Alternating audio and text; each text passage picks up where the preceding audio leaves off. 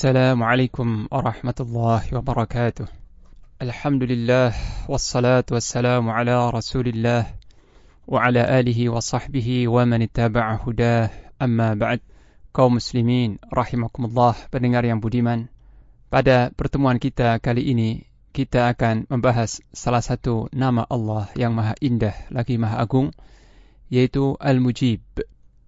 Al-Mujib bermakna yang memberi jawaban, yang mengabulkan, atau yang mengijabahi, memperkenankan doa hamba yang berdoa kepadanya. Syekh Muhammad Khalil Harras mengatakan bahwa di antara nama Allah adalah Al-Mujib. Kata ini adalah bentuk isim fa'il dari kata masdar ijabah, yang bermakna mengabulkan, atau menjawab, atau memperkenankan. Dan terkait pengabulan Allah subhanahu wa ta'ala terhadap doa hamba-hambanya, itu ada dua macam. Yang pertama adalah pengabulan secara umum. Ini berlaku bagi setiap hamba yang berdoa kepadanya, baik dengan doa ibadah atau doa masalah, doa permintaan.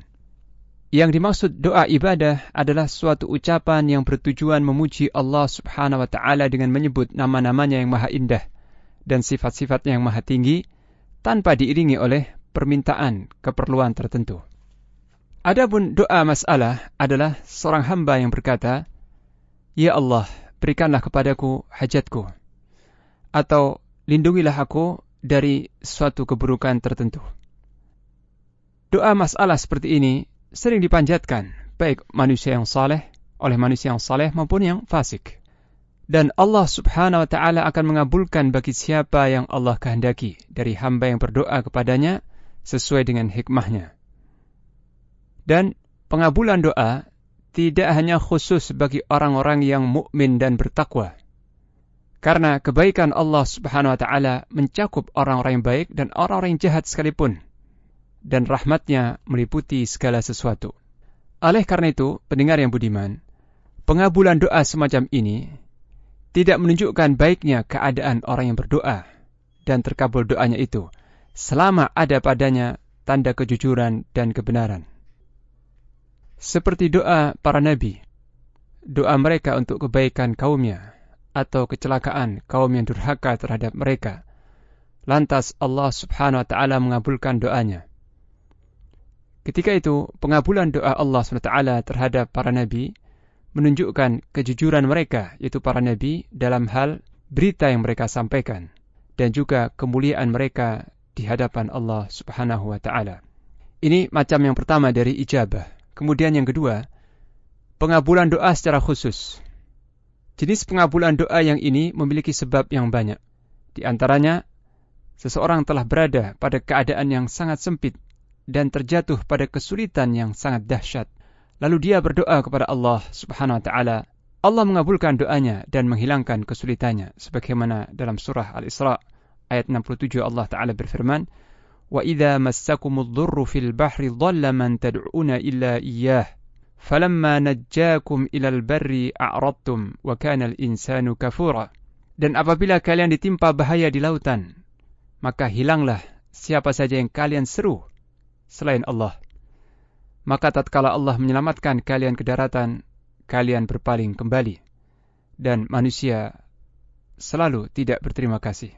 Demikian juga dalam surat An-Naml ayat 62, Allah Ta'ala berfirman, أَمَّنْ يُجِيبُ الْمُضْطَرَّ إِذَا دَعَاهُ وَيَكْشِفُ السُّوءَ. Atau siapakah yang mampu memperkenankan doa orang yang dalam kesulitan apabila ia berdoa kepadanya, dan yang menghilangkan kesusahan tersebut. Hal ini karena manusia sangat membutuhkan pertolongan Allah subhanahu wa ta'ala dan merasa remuk kalbunya di hadapan Allah subhanahu wa ta'ala, serta berlepas diri dari ketergantungan terhadap makhluk. Pendengar yang budiman, di antara sebab terkabulnya doa juga adalah panjangnya perjalanan safar atau bepergian. Juga mencari wasilah dengan suatu wasilah yang paling Allah subhanahu wa ta'ala cintai, yaitu dengan menyebut asma Allah saat berdoa. Begitu pula doa orang yang terzalimi dan orang yang berpuasa. Demikian pula pada waktu dan keadaan yang mulia, seperti pada akhir setiap salat, waktu sepertiga terakhir malam, saat adzan, saat turunnya hujan, saat berkecamuknya peperangan, dan kesempatan-kesempatan lain sebagaimana yang telah dirinci dalam hadis-hadis yang sahih. Pendengar yang dirahmati Allah, hendaknya kita sebagai hamba yang beriman dengan nama Allah Al-Mujib tidak pernah merasa rugi, kecewa, ataupun resah. Karena seorang mukmin punya harapan besar terhadap Rabb-Nya yang maha mengabulkan permintaan. Allah Subhanahu wa Ta'ala pasti mengabulkan doa kita selama tidak ada penghalang terkabulnya doa.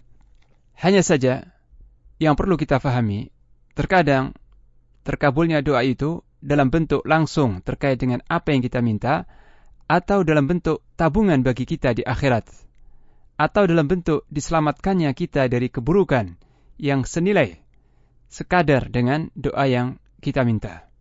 At-Tirmidzi meriwayatkan sebuah hadis bahwa Rasulullah sallallahu alaihi wasallam bersabda yang artinya, tidaklah seorang muslim yang berdoa dengan sebuah doa kecuali Allah Ta'ala akan berikan apa yang dia minta, atau Allah hindarkan dia dari keburukan yang sekadar dengannya, selama dia tidak meminta sesuatu yang mengandung dosa atau pemutusan silaturahim. Dalam surat Ghafir ayat 60, Allah Subhanahu wa Ta'ala juga berfirman, وَقَالَ رَبُّكُمُ ادْعُونِي أَسْتَجِبْ لَكُمْ إِنَّ الَّذِينَ يَسْتَكْبِرُونَ عَنْ عِبَادَتِي سَيَدْخُلُونَ جَهَنَّمَ دَاخِرِينَ. Dan Rabb kalian telah berfirman, berdoalah kepadaku, niscaya aku perkenankan bagi kalian. Sesungguhnya orang-orang yang menyombongkan diri dari menyembahku akan masuk neraka Jahannam dalam keadaan hina. Pendengar yang budiman, demikianlah penjelasan singkat terkait nama Allah Al-Mujib, yang maha memperkenankan, yang maha mengabulkan dan mengijabah doa-doa. Semoga dengan mengenal nama Allah Ta'ala ini, kita semakin termotivasi untuk memperbanyak berdoa kepada Allah Subhanahu Wa Ta'ala, menguatkan harapan kita kepadanya, dan memenuhi semua adab-adab dan syarat-syarat terkabulnya doa. Wassallallahu ala nabiyyina Muhammad wa ala alihi wa sahbihi wa baraka wa sallam.